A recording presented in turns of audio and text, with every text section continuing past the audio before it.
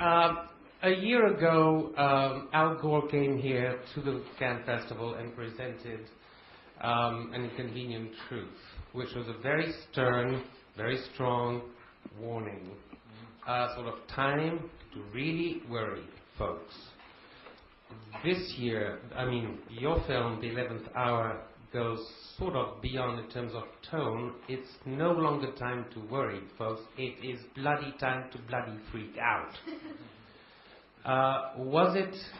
Have things gone that much worse since last year? And if so, or if not so, what made you decide to go for that sort of tone, for that sort of urgency? Well, to answer that question very quickly, and I've said this before, when you make a movie, the director is God. When you make a documentary, God is the director.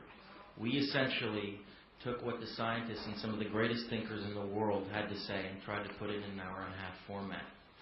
And it was a very complicated process, but we let them dictate what this film was ultimately about. These aren't our words, and that's not the position that I had in this film whatsoever. My position was to ask the questions and get the real story. And, you know, I've done a documentary before. I did one in the late 90s where I got to interview President Clinton at the time.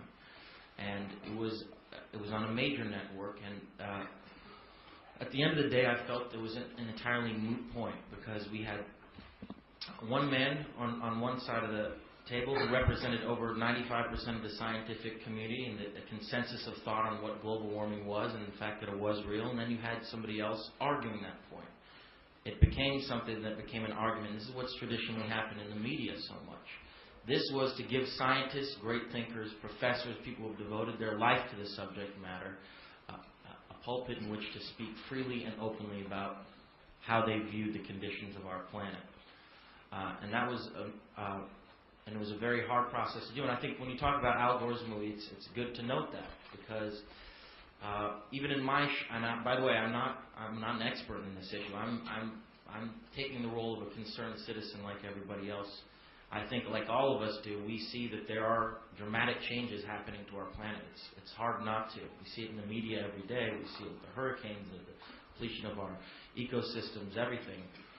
And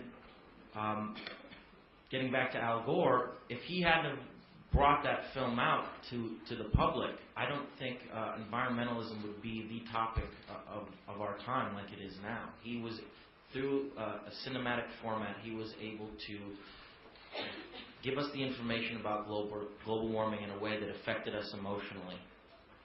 And because of that film, it's being talked about unlike ever before. Even in the 10 years that I've been involved as an environmentalist, it is the topic of our generation.